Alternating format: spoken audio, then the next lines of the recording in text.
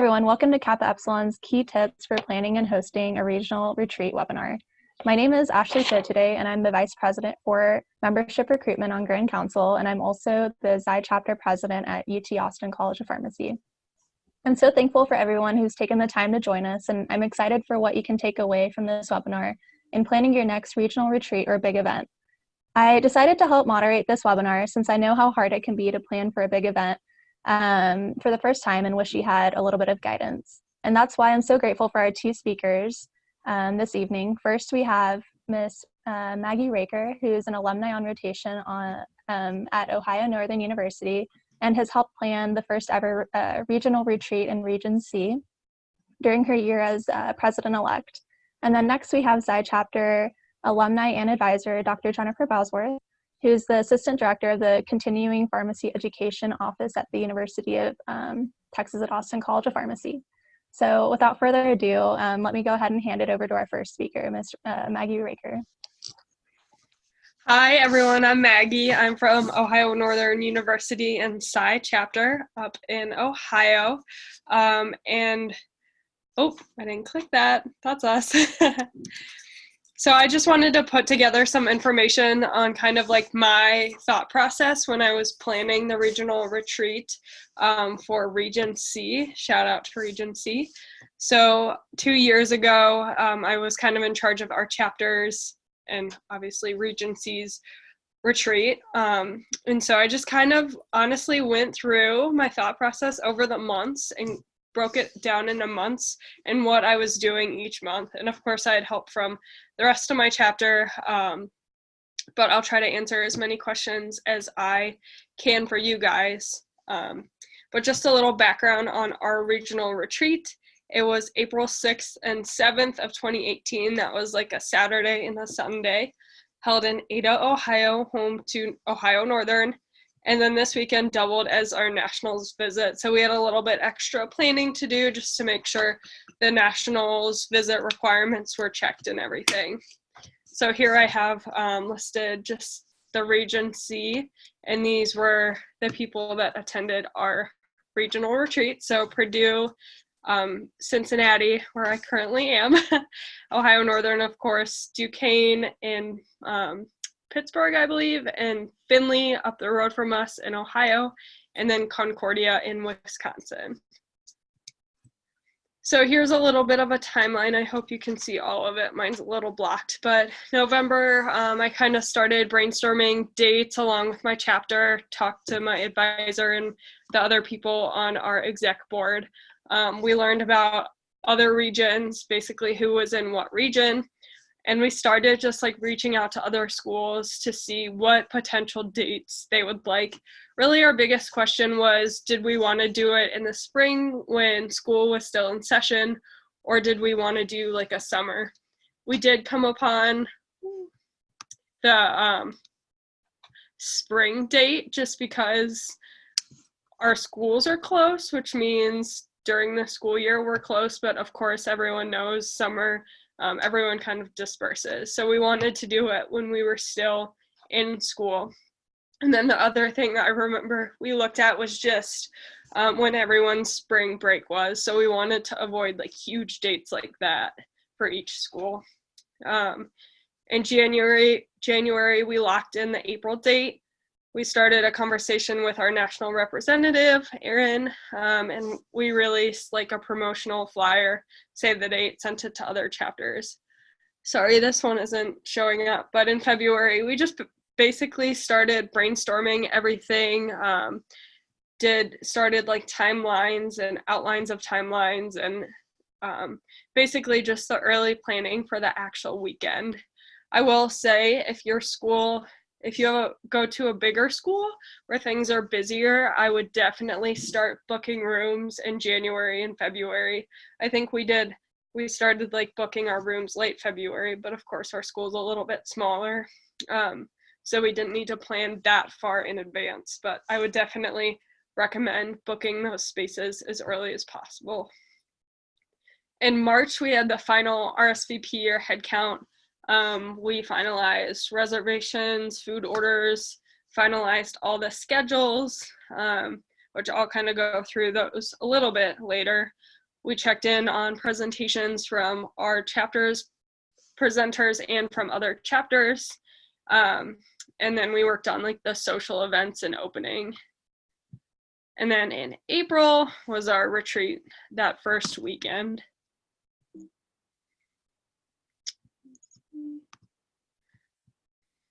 So contacting others, I kind of mentioned I started this in November just to get a feel for what other chapters were thinking would work for them. Sent the save the date in January and started to increase communication then. And then sent timelines and itineraries about a week before, primarily over email.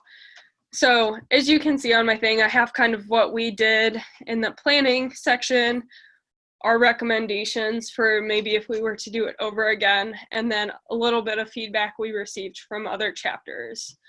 I included all the feedback we received.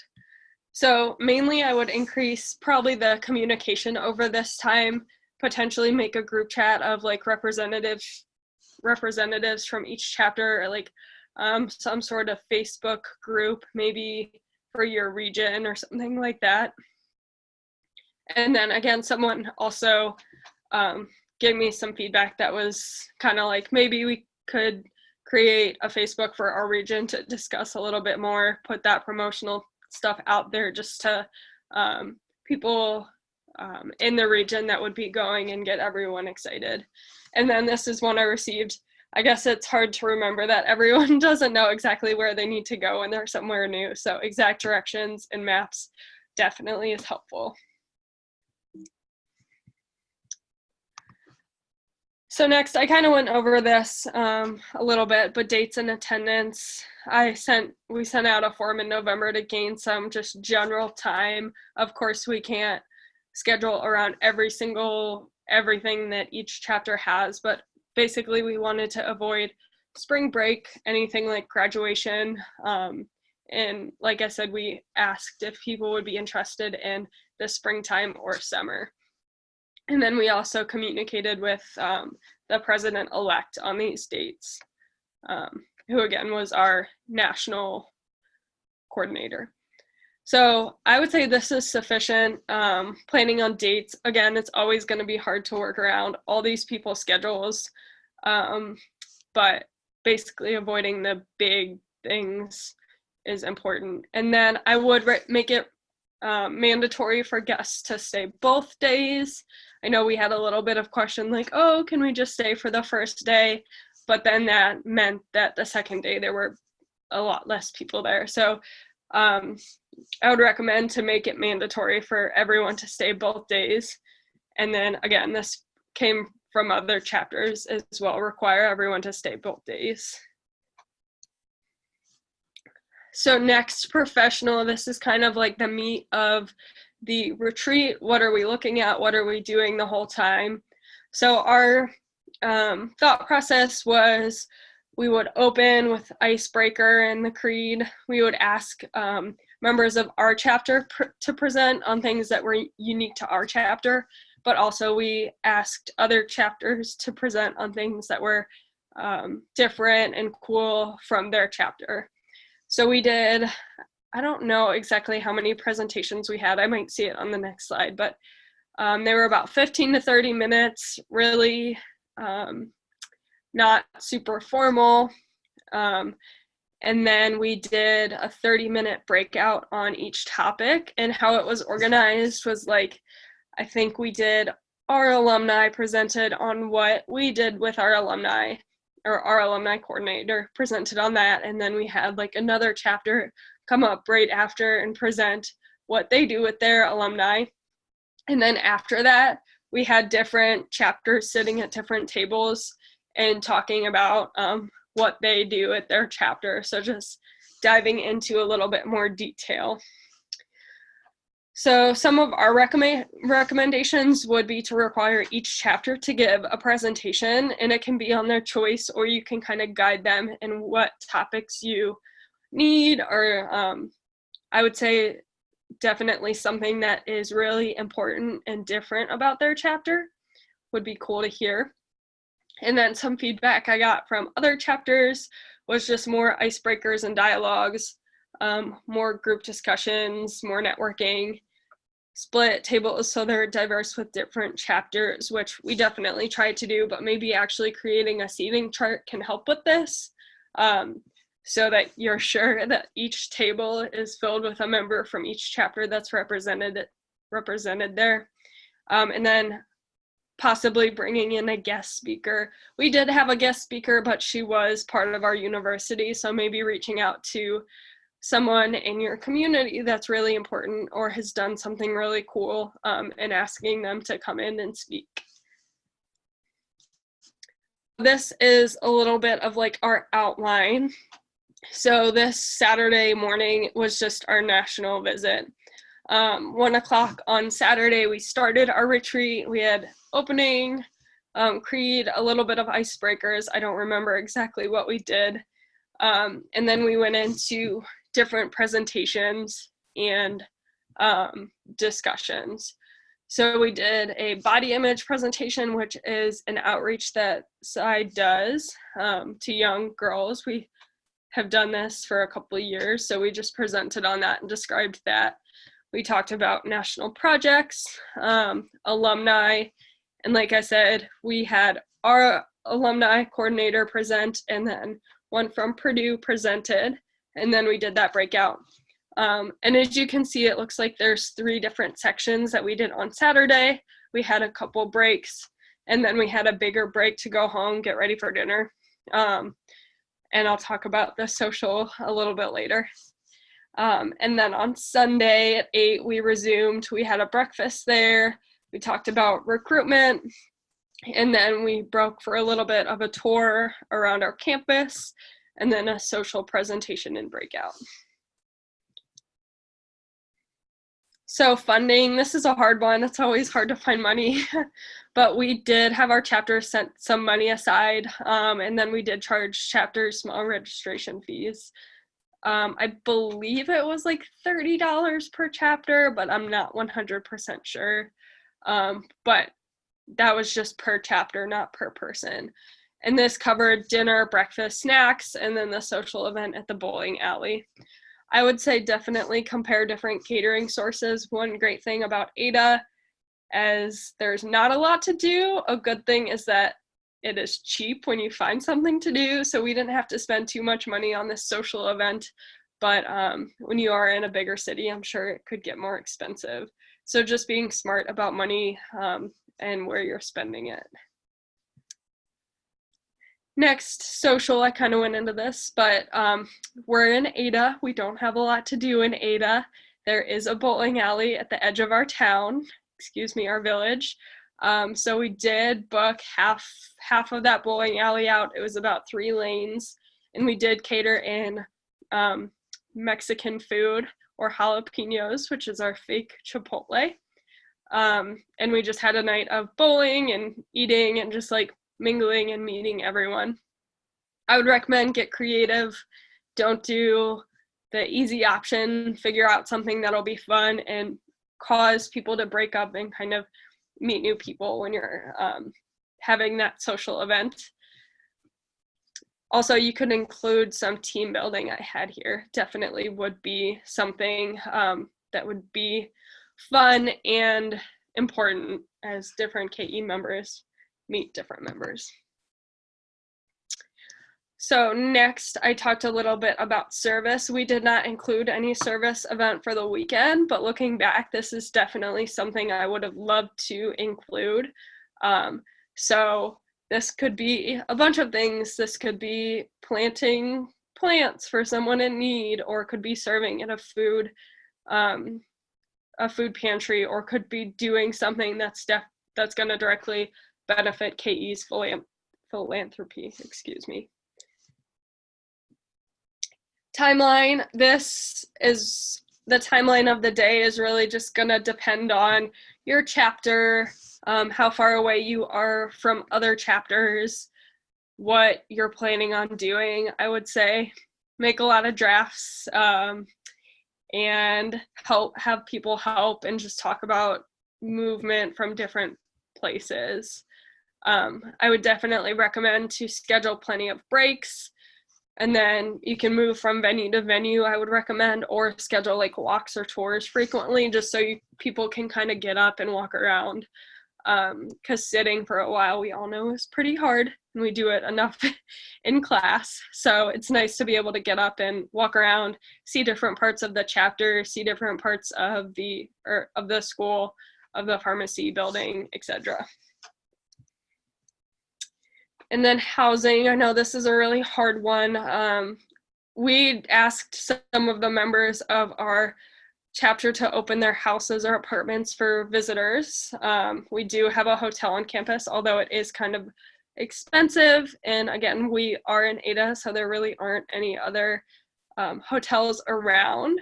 So my roommate from that year and we had a couple roommates, but my 1KE roommate hosted 4 or 5 other members in our living room. It was like a big sleepover. And then I think a couple other members stayed with another girl from our chapter, and then a few stayed at the hotel on campus. So I would say get creative. I would, obviously, if you are traveling to a retreat and you have to stay in a hotel, of course you're going to want to split that. Not of course, but if you're okay with splitting, I would recommend splitting just to kind of decrease that cost. And then that was the 5 of us at the end of our retreat. These were the 5 side members that had a lot to do with the planning. And I think I'm going to answer questions at the end, I guess. Thank you, everyone. All right, let me see if I can share my screen successfully.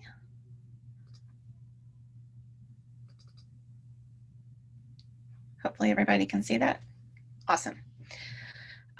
So my perspective here is kind of more of a general, I'm the advisor for the Xi chapter here in Austin, Texas. And what's interesting is what I do is I develop CE conferences. That's my job. So a lot of what Maggie described is what I typically do on a daily basis.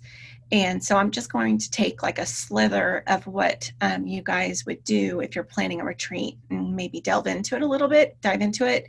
But certainly if there's other aspects that I might be able to talk about or answer questions, we don't have to concentrate just on this. I will say the nice thing about doing something like this and taking the initiative to participate is you just never know what your professional career is going to entail and how this is going to help. Because I did this a lot also as a student. The way I got this position is my advisor happened to remember me and liked how I organized things. And so sure enough, here I am 20 years later in this position because of just that. I got the experience as a student. And so whether it's, something like this or, a lot of times you have to plan things like in services. If you work in a hospital, there's just all sorts of reasons why getting this experience will probably pay off in the long run. So I really encourage it. Okay, let's see. Oh, why can't I advance? You have to go to the lower left-hand corner and use the arrows. Thank you so much. As you can tell, I'm older and on the cusp of technology compared to you guys.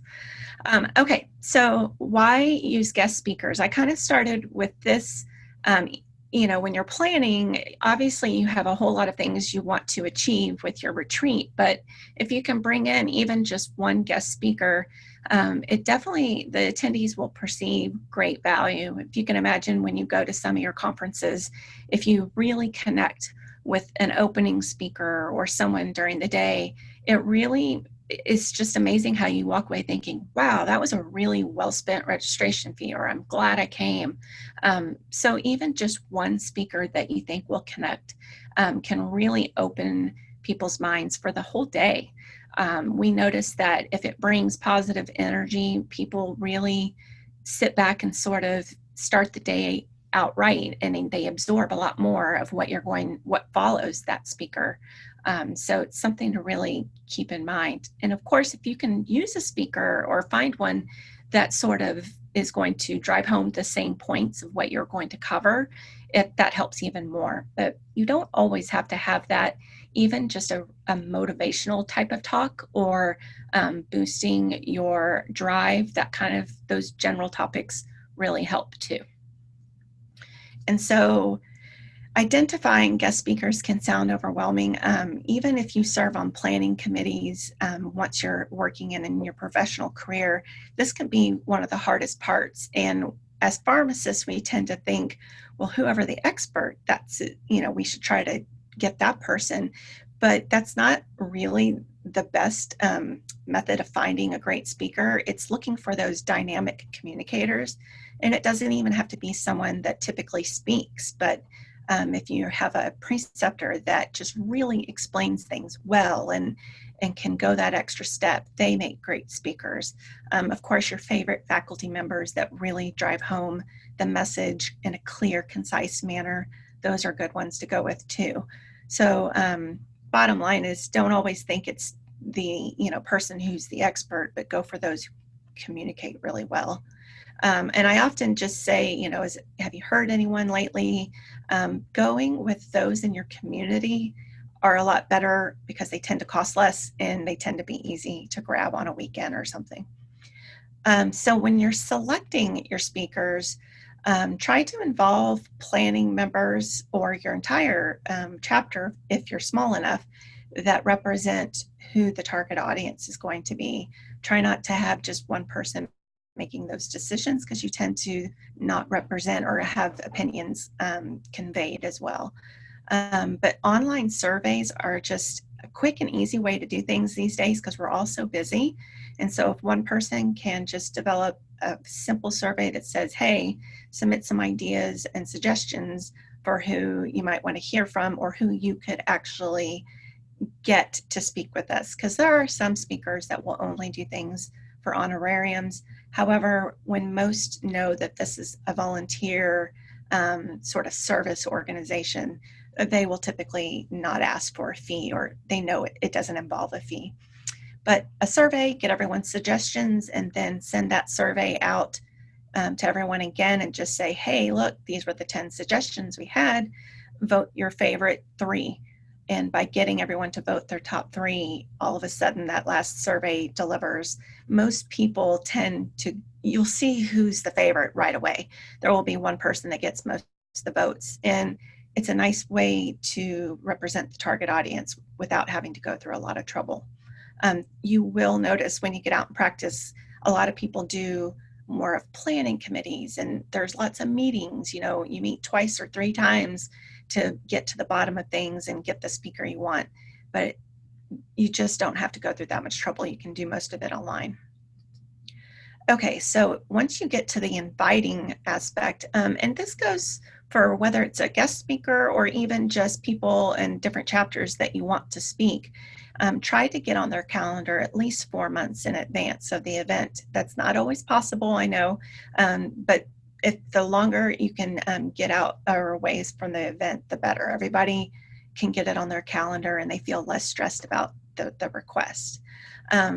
If you can, during the planning process, Maggie, y'all may have done this, is try to get one committee member or a group of people that are following up with people, whether it be that you want their bio by a certain date or you want their pictures for a website. And then, of course, finally getting that presentation from them on time, so you're not, bumbling around at the last minute getting all this information.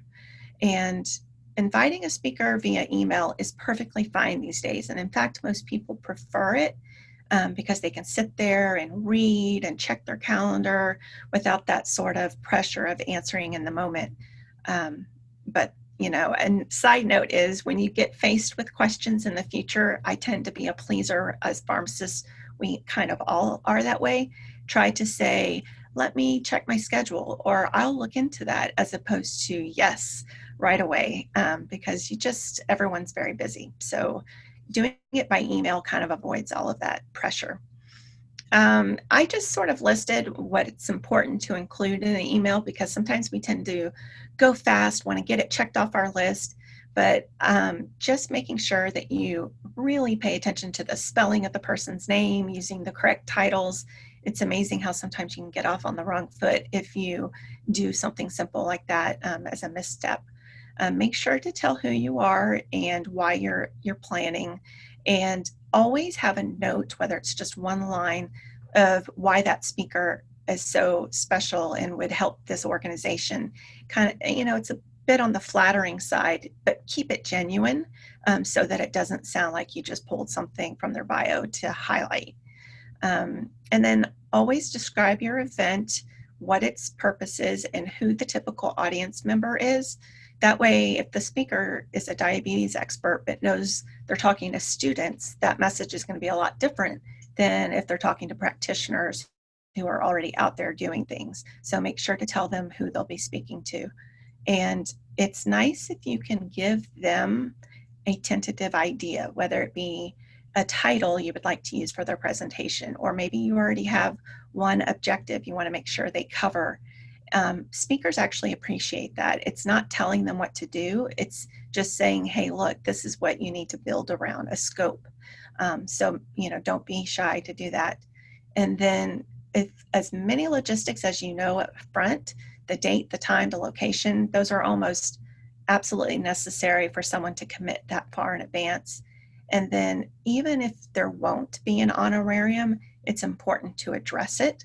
So something as simple as, while this opportunity gosh, I had it on the tip of my mind. Now I can't think about it because I say it so much. Say it in a way that is not, we can't pay you. Work with your words, but say it in a very eloquent way that it would be a volunteer opportunity to give back to this organization. And then always set a time frame, because a lot of times they see, we all know what this is like. You see a message, and then you kind of get on to thinking about other things, and you almost think you did reply. So just stay on them with an actual due date. And I would say a lot of people think, oh, I have to give them a lot of time to think about this. Believe it or not, you get better responses if you put something like 3 days out, or max a week, to turn around and answer, because it forces people to do it then as opposed to put it off. So doing those things, you get a lot better response. And then timeline, I kind of did it almost like Maggie, in the sense of, what you should have accomplished by when. So obviously, if you can invite someone 4 months out, that's ideal, but as long as possible. When you do have the speaker reply and confirm, just FYI, my internet is going a little crazy, so let me know if I all of a sudden tune out. Okay. Making sure to thank them for participating, but when you do that, as a follow-up, get whatever else you need, whether it be a bio, a picture, and again, set sort of a deadline that, hey, can you get this to me within 7 days? To me, 7 days is sort of the magic number. If you can always request things due within a week, people don't feel pressured, but they also get it done right away as opposed to put it off. And then a last email. Well, actually, there's an email. I didn't even say it. 1, 2, 3, and then I skipped to 5. Email 3 and 4 is mostly just if you're having people not respond to you, so they don't give you things when you need them. Set a reminder in your own calendar that every week on the day, check in with them. Hey, still haven't received it, and they'll get the message and they'll get it to you. But that's what those emails are about. But hopefully you just go from emails 1, 2, and then you kind of skip ahead to 5, and you just check in with them at the end. And hopefully a week before your event, you're grabbing slides from them or whatever it is they want to present. But always at the end, about 7 days out, give them specific directions. Even though if they're from your campus, it's helpful to remind them which building, and go ahead and put a map, and then remind them of their time and dress. Even though most pharmacists know it's business casual, it's still good to remind them of those kinds of things. And then I said keep track with a spreadsheet. I don't know that you guys for this type of event will have a ton of speakers or presenters that you're keeping track of. But if you are, spreadsheets are the answer, because you may get 2 things from one person, but they forget their picture, or you get these other things and this person forgets their slides. and it's just impossible to keep track of unless you have a really good spreadsheet. And if it's one on a server that you can all check in on, you can all keep track and participate as opposed to one person having to do it all. Networking, this is one reason why I think guest speakers are so great.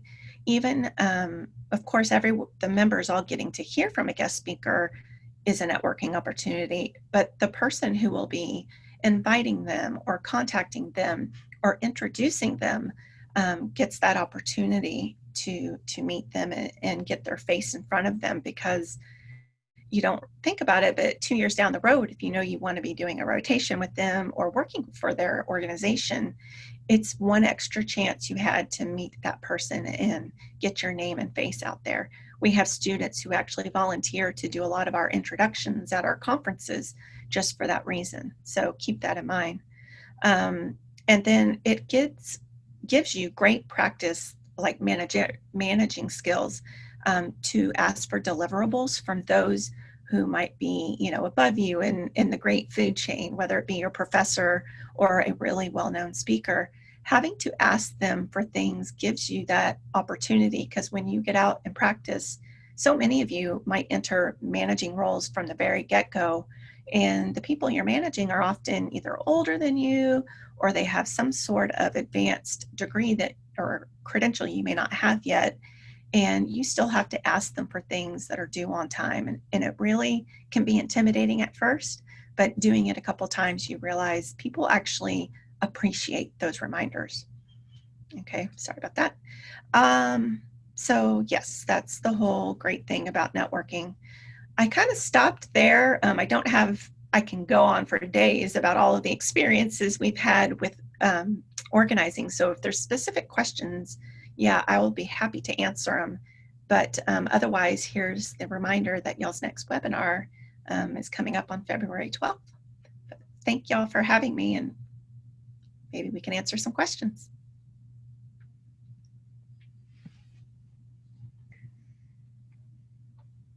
I didn't see any questions. Are there any questions? All right, guys, why don't you go ahead and type in some questions? You can either use the question and answer box or do it in the chat. Or if you want to raise your hand, we can also unmute you to ask it in person. I might ask this as people are thinking of questions. Maggie, I'm curious, how many participants total did you have for your event? Oh gosh. Or ballpark? I want to say we had probably about like 17 people signed up. Mm-hmm. But then we did have some people that didn't show up Saturday. So we probably went to about 13, 14. My president-elect from my year is saying 20 to 25. So I guess it was a little more. That's cool. So somewhere around high teens, 20s. And then unfortunately, we did have some people that didn't show up on Saturday. And then we did have some that left after Saturday night. So we ended up with a little less than that, but. Awesome, though.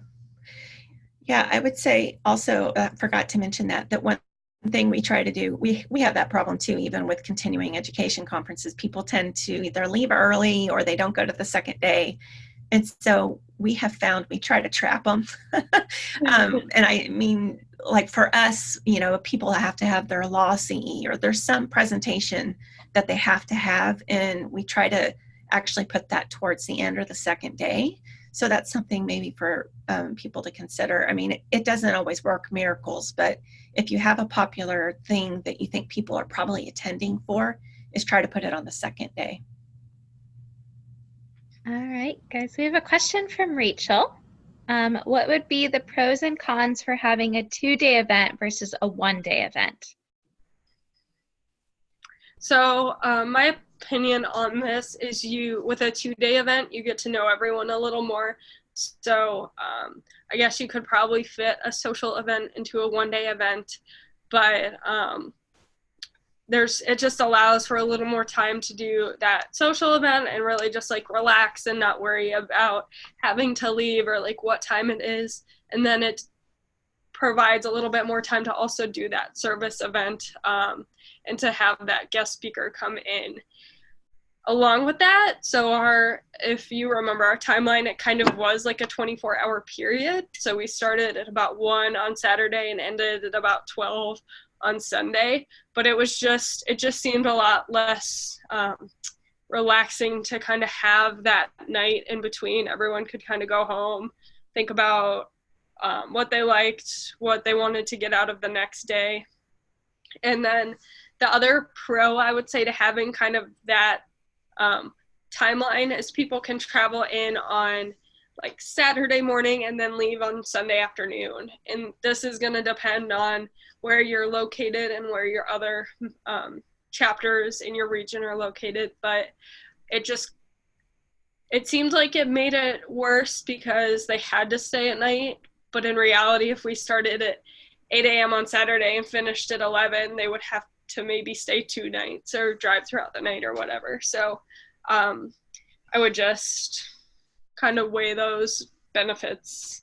That's exactly how we do our conferences. If we know that there's more of a desire to network and meet people and not just the education component, we do a half day on day 1 and a half day on day 2 so that you can come in and then attend and then stay one night, attend the first part of the day and then leave, exactly like Maggie described their timeline.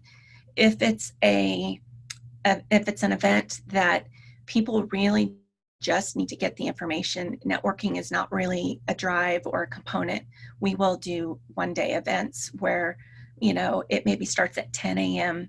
and ends at 6:30, where, again, depending on your location, those hours are still drivable and people don't have to stay overnight. But again, we only do those when there's no desire to really hang out or meet people, which I would think for you guys, that's always a component in what you want to achieve with the retreats.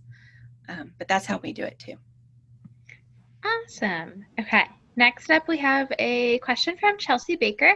How important is promotion/marketing through social media? I know the student chapter mentioned communicating through Facebook as a suggestion, but curious if you've used any social media in your preparation or during the event. I'm trying to think back.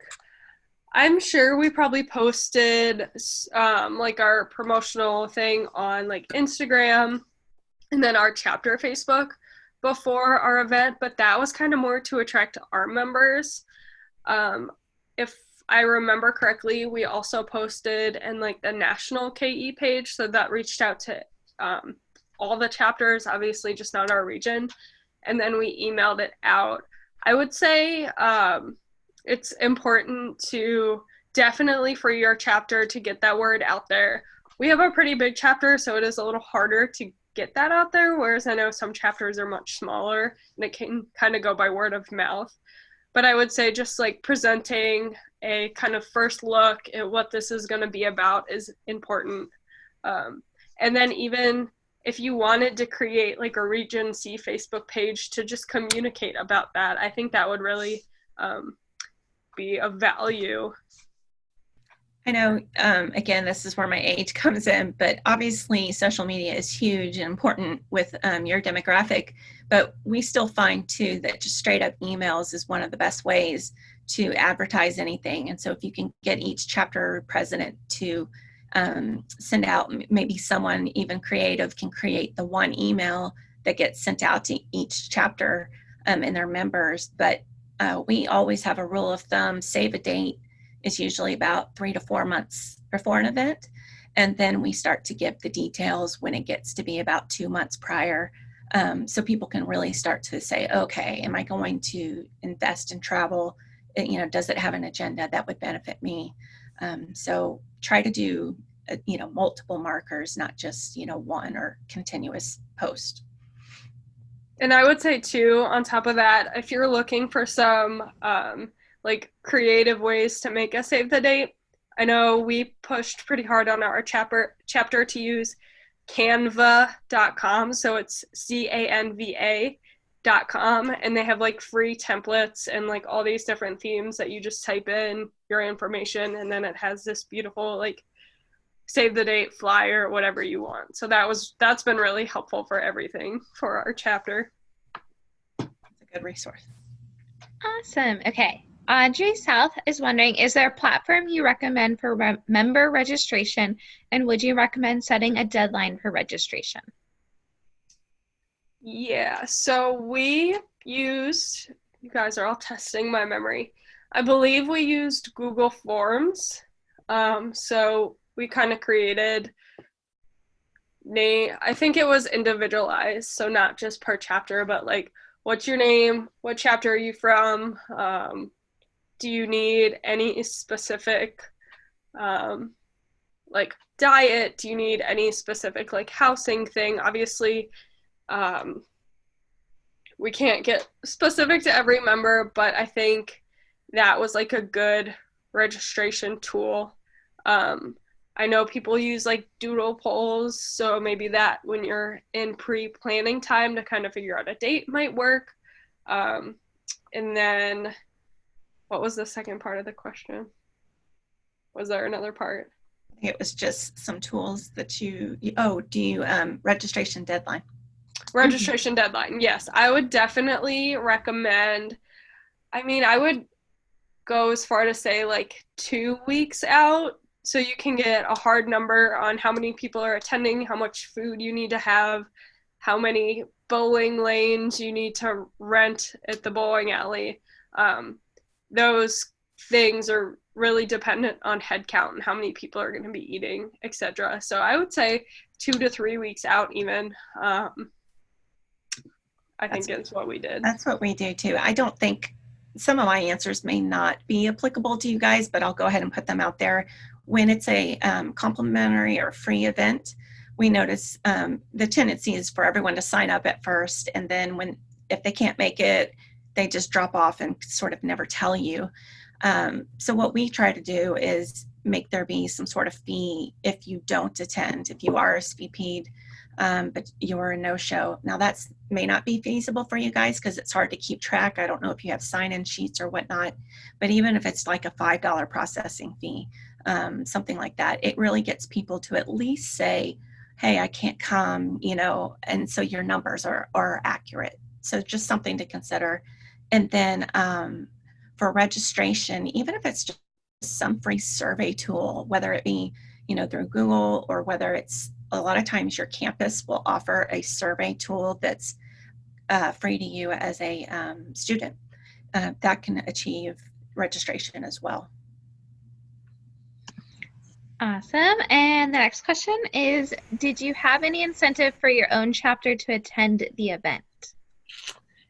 I believe that we offered, I want to say both a service and a social point for attending both days, or maybe if it, I don't remember exactly, but we definitely offered some sort of point to go, which is what we use to track like how everyone's participating. So our chapter, you had to get 2 social and 2 service per semester, so that was something that would count towards their point counts.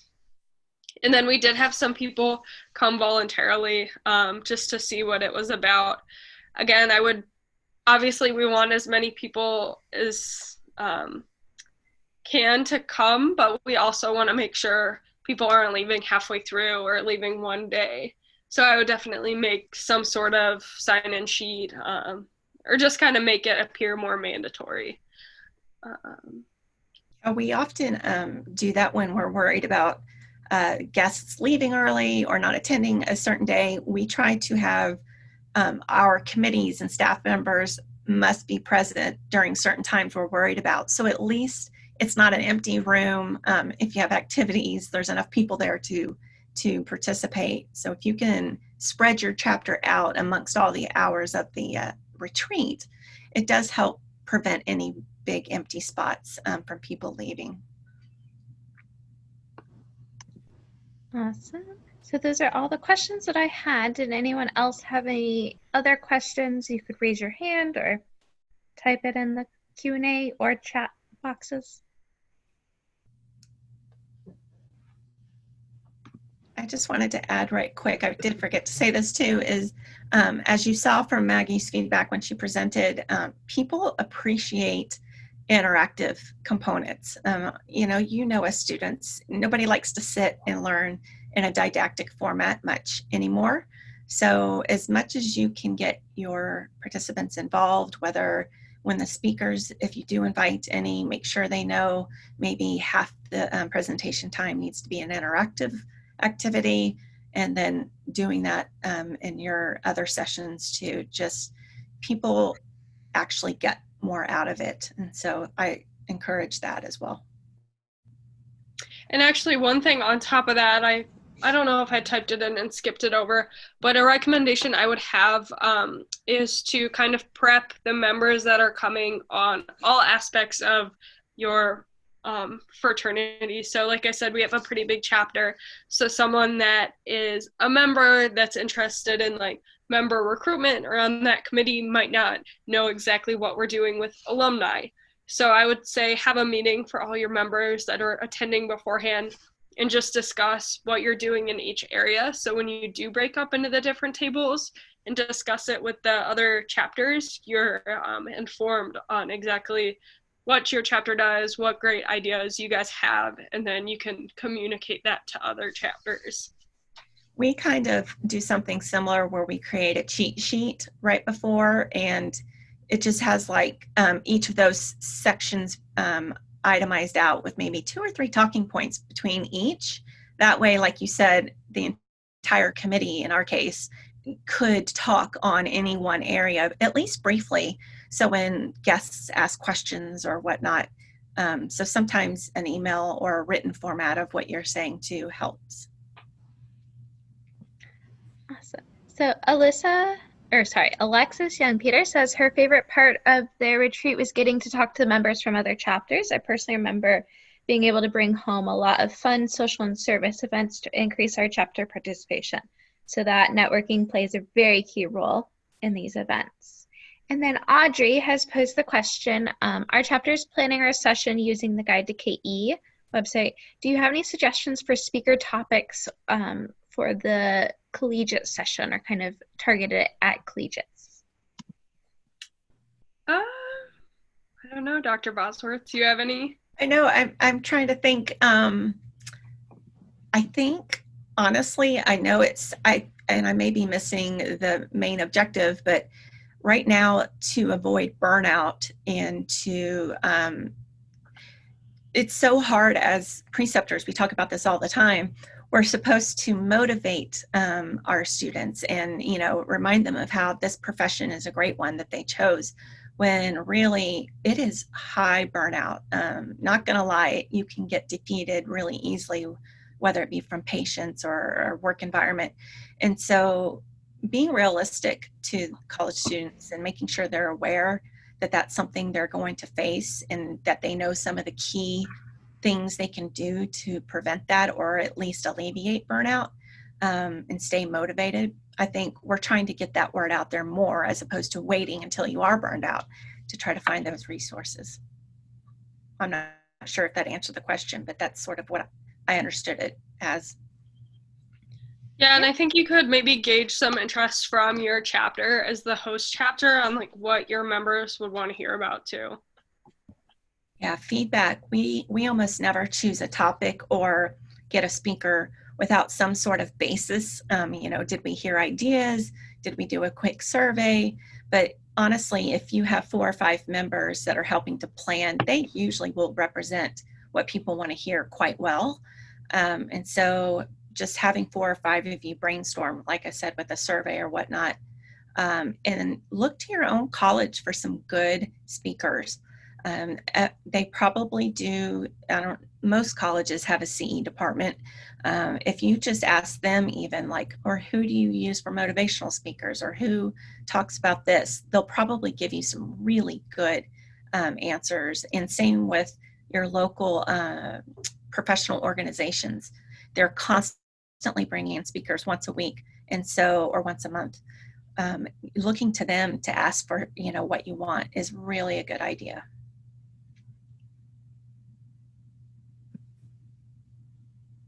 Awesome. I think that is all from questions. I want to thank everyone for joining today, for Ashley for finding these excellent speakers, for Dr. Bosworth and Maggie for sharing everything you guys know about regional retreats and planning successful events. And I look forward to everyone hopefully being able to join in February for our next webinar on chapter engagement through social media. Awesome. Thank you, everyone. Thank you, guys. Good night. Good night.